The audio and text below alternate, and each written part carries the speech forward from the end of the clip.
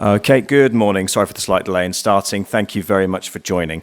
This is Martin Ho's press conference. We are previewing our trip to Man United this weekend for the quarterfinal of the League Cup. We will be all online today, so please use the raise hand function if you'd like to ask questions. No embargoes on this. Emma Sanders, would you like to kick us off? Yeah, good morning, Martin. How are you doing? Good, how are you? Yeah, good, thank you. We've just heard from Mark, and I asked him whether the last game was the craziest that he's ever managed. I'd imagine it was right up there for you as well. Yeah, two different emotions probably from the game and during the game. To go in front and in the game and perform the way we did. You know, when you go to Lee, that it's a tough place to go and play. They don't really concede much in terms of chances and opportunity, and definitely don't concede many goals.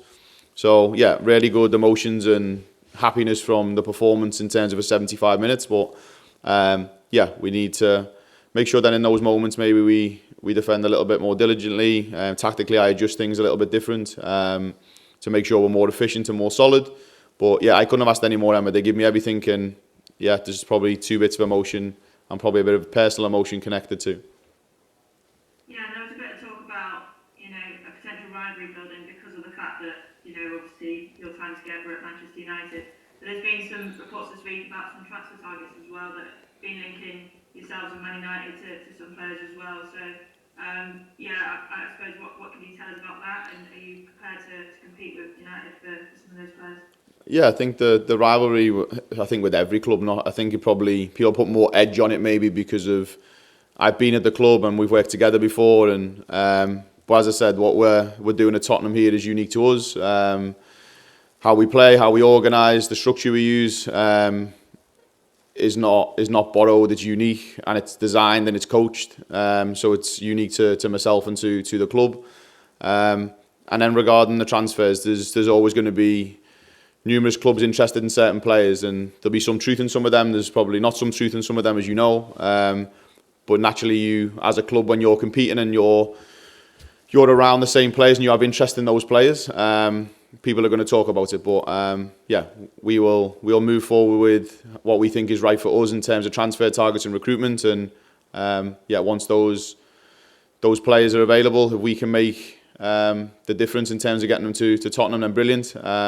But yeah, we have work to do, and as I've said before, it's probably a hard thing for you as journalists that until something's signed, I don't really talk about it. Yeah, absolutely. Just team news. Any updates from the last squad? No, the same squad. The positive thing is we have some of the players that were out from the international break where they were injured on that break. Some of them are starting to return to training, so that's really good to see. They've been on the pitch, some of them, so yeah, really nice to see some of them back, and all the other players are making good progress. So yeah, going into the game, we'll probably be around the same squad roughly. But yeah, going into 2026, we should have a lot of those players back with us. Great stuff. Well, enjoy the weekend and have a great Christmas. Thank you. You too. Have a good Christmas. Tom Gary? Morning, Martin. Really nice to see you. Just Emma was asking about the rivalry there.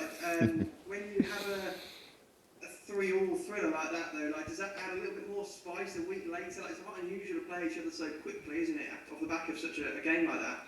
Yeah, I think you don't maybe expect that because there's probably a lot of other ways things can fall. But as I said, with cup draws, you don't know the way they're maybe going to go, Tom. And yeah, you have to prepare maybe slightly differently in terms of what you've seen in the game you've played against them now, and then going into this one on the weekend. But yeah, I think rivalry in football is good, whether that is club to club, fans to fans. I think it's important that we build that within this sport and within this women's game, because I think it'll only benefit us in the longer run. It'll make more of a talking point. So yeah, I think if we're talking rivalry, that's with every club, not just with me and Man United. And it's not about me or Mark. It's about Manchester United and Tottenham competing. So yeah, I don't get connected to it's about me or Mark. It's about the two sets of players when they go onto the pitch. But yeah, we're excited for the game, and hopefully we can reap some of the same performance that we put in, but better in certain areas. Please can I ask what this specific competition means to you? I know the club was so proud, wasn't it, of that run to the Wembley Cup final and the FA Cup. So what would it mean if you could go deeper into this competition? Yeah, really important for any competition, Tom. I will not disrespect any competition. FA Cup, League, Subway Cup. I won't disrespect any of them. I want to win, and this club wants to win, and the fans want us to win. A lot of you will, as journalists, the ones closer to Tottenham, like Chris, will want us to win. And I'm not coming here just to take part. I want to make sure I bring success to this club. We bring trophies to this club, and you've probably seen that maybe in the competition since we've played. I will rotate, but it'll be for the best of the team to win the game, and it won't be much rotation. And I want to make sure that we continue to move that way. We build a winning mentality and a strong culture based on that. And I think if we do that now, we can be successful in the long term. So going into this competition, I want to win it. Thanks, Martin. Good luck. Cheers, Tom. Thank you. Thanks, Tom. Chris Cowling. Hi, Martin. Hope you're well. Now, at this halfway stage of the season, you've got 20 points. Of course, Spurs Women got 20 points in the entire of last season, so you must be very proud of that. Of course, through to the League Cup quarter-final as well. Are you a lot further on than you thought you would be at this stage? If I'm being honest, probably did I expect so much probably progress in the short term? No, because as a new coach, you maybe know you can build so much, but you probably don't expect as much in terms of success. You know there's going to be bumps, but as I said before, the players have worked extremely hard, the staff are working extremely hard, and then you reap the rewards for that. So I think if you're looking at performance and the way they've performed, have they probably proved me wrong in some moments? Definitely, yeah. And I'd like to be proved wrong, because then it shows that we're further ahead than where we envisioned. But I'm not surprised by their work ethic, their commitment to doing things, their application and attitude. That's definitely not ever been questioned, and I'll never question that because I see it every day. But yeah, being on 20 points, totaling last season, I think for the players, that's a really big kind of mentality boost, that they know that, okay, then when we can put performances together and build momentum, then we can be really competitive. And we're 1 point behind Manchester United in the league, we're 2 points behind Arsenal in third, and I think that position we're in now, I think we deserve to be there based off performance. But it doesn't really matter where you are now, it matters where you are at the end of the season. Martin, of course, Manchester United on Sunday. Is it a positive thing or a negative thing by playing them in the league the week before? Either. You can look at it from different perspectives, but all I see is Manchester United in front of us. How can we better what we were good at, but then really evolve on the things that we maybe suffered with at times in the game? And that's my job as a head coach, and that's the pressure on me to make sure that we go into that game with the right attitude and behaviour. We go in tactically with the right ideas of how we're going to execute those moments, and the players just going out and enjoying the football and performing to the levels I know they can. And it's when you play two teams back to back, Chris, you're kind of probably both clubs will be thinking, what do we adapt, what do we change? But we'll have the same situation when we come into the new year. We're going to play Leicester and Leicester back to back, so it seems to be something that's happening here quite a lot at the club. Some reference the FA Cup final, of course, that took place last year, losing to Manchester United. Have the squad, have the players ever spoke to you about that game? Is there a sense of they want revenge for that game as well? Because when you look at the League Cup quarter-finals and one semi-final in the last 3 years as well, Spurs have lost to Manchester City twice in the last 3 years. What is it about these Manchester clubs, and do they want that revenge against United? Yeah, I think internally the players will know, will probably still have some hair from maybe the final in terms of not winning it. But I haven't really discussed that with them in terms of that was their past, and I want to try and focus on what we can control, and that's our performance going to the weekend and how we apply ourselves correctly now with the way we're trying to play. But they will definitely have something inside because they're athletes, they're competitors, and they want to win as much as possible. So, and going off the weekend, Chris, again, the difference in mentality of the group is they were really annoyed coming off the pitch, which you would. But the disappointment is there to see, and I think maybe we're now in a space where we expect to win and we want to win, and we're not happy with anything else. And for a group to come off the pitch in that way, so disappointed, is pleasing for me as a coach in some regards, because it shows how far we've come and the direction we're going in. But I know there'll be some sort of edge there maybe in our group to want to put things right. Martin, lastly for me, Emma touched on the transfer window. Of course, it's coming up. You must feel very backed at the football club so far since you've come in. Do you expect a busy window for you in terms of incomings and outgoings? And Do you want a busy window? Because when, like I said, at this halfway point, you're only 2 points away from the top three. You know, you must be dreaming, really, thinking, you know, we could get that Champions League spot if we had a couple of extra players and had that real depth. Yeah, I think when you go into any transfer window as a head coach, you'd be lying if you said you didn't want to evolve the team and had more squad depth and etc. But we'll work hard in this window to make sure that we can be competitive if there's a player we identify that's right for the team, for the squad, like we did with Signa. We want to make sure that when we're in the window that we're a team that's being talked about, and we're not a second thought. And the club have been outstanding. Owners, Vinay, Andy, Rebecca have been outstanding in terms of making sure that we're in those conversations. As I said, once hopefully we can do some of that business in January and evolve the squad. And if you want to compete, like you said, Chris, in the top part of that table, you need to find ways that you can add that depth if you're going to be in the season for the long run. You know, you maybe pick up injuries here and there. You're going to be in FA Cup at the same time, so you know there's extra games. And you want to make sure that you've got the opportunity to be unpredictable. You've got opportunity to be competitive and add competition to the squad. And if we feel that's the right player for us, which I'm very selective on, if it's the right players, then we will look to add them to the squad. Thanks for all your time this year, and best of luck and Merry Christmas. Chris, you too. Thank you very much. Helen. Hi Martin. How are you? Good to see you. One of the things that struck me watching the game of the weekend was Olivia Holt was just outstanding. Everything she did through the whole match, she either held up, she tracked back, she just did amazing. She's just been one of the best players, I think, in the WSL this season. Can you talk a little bit about her qualities, but also how exciting it is to think about her linking up with Signa Gausset? Yeah, I think Olivia's took big steps and really turned the corner in terms of with her performances, defensively and offensively. We know with the ball, the type of player she is, you have to give her a little bit of freedom, working within a framework, but giving her the opportunity to be herself. And she will do things that maybe I don't know she's going to do at times, so the opposition definitely don't know. So, as a player, very, very clever and very intelligent, thrives on pressure, thrives on wanting the ball and being the person who's got to make a difference.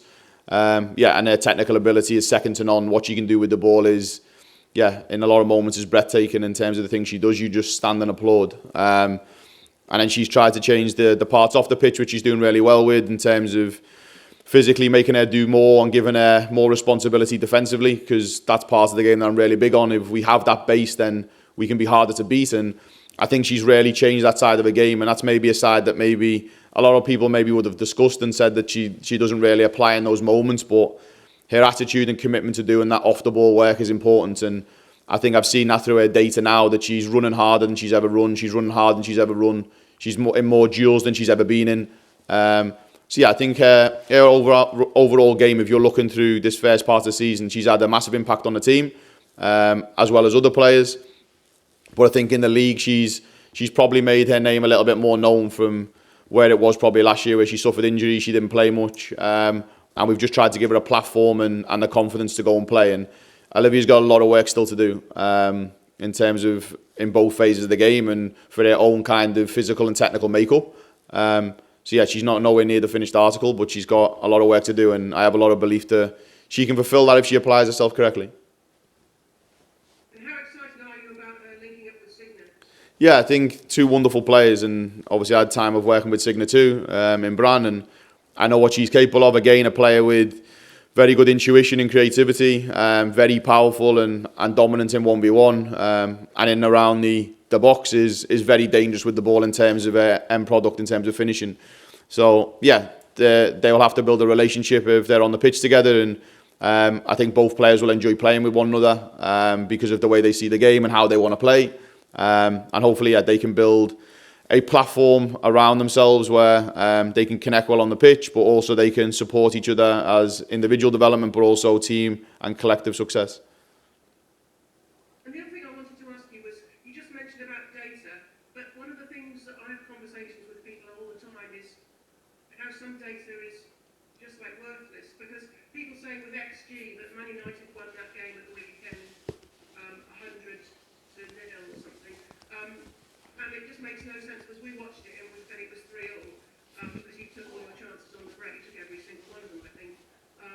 And what do you feel about things like XG? Because they do seem to be a bit nonsense to me. No, I think I'm probably partially the way there. I think we get data's important for some aspects. Don't get me wrong, but I think some data parts I don't always feel are highly valued. In terms of I don't value them maybe as much as other coaches. We're all different. But I think probably the data that matters is the one in the top corner. If you won the game or if you're not, because I'm not looking back at if we play a game and we, for example, we win the game but we've not performed at all. I'm not looking back going, well, my XG was low. I'm just thinking that there's 3 points on the board. So the data that matters to me is the one in the top corner. Do we look at data for the KPIs in terms of performance, evolving performance, strategy, philosophy, methodology? Yes, because it shows us we're moving in the right direction and hopefully the trajectory is going this way and not this way. But yeah, there's going to be different opinions on those things, and a lot of data I will look at, as I said, for KPI and player development. But the one when I'm in a game, I'm just looking at that top corner where it says Spurs have got more goals than the other team. Brilliant. Thank you very much and good luck at the weekend. Thank you, Helen. Take care. Dan Pentland.